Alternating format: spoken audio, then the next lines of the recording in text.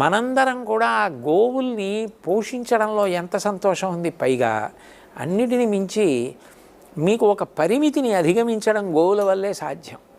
అందరూ దేవాలయంలోకి వెళ్ళరు, అందరూ దేవాలయంలో స్వామికి అభిషేకం చేయించారు, అందరూ స్వామికి నైవేద్యం పెట్టరు.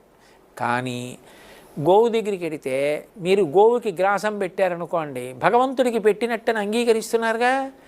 అది నేను చెప్పట్లా, భీష్మాచార్యుల వారే స్వయంగా చెప్పారు.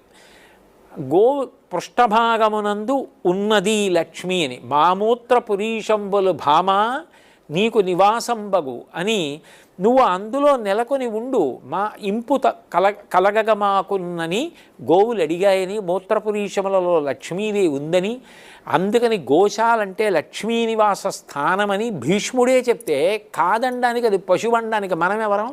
భీష్ముడి కన్నా గొప్పవాళ్ళమా, వ్యాసుడి కన్నా గొప్పవాళ్ళమా ఇటువంటి తీర్మానాలు చెప్పడానికి?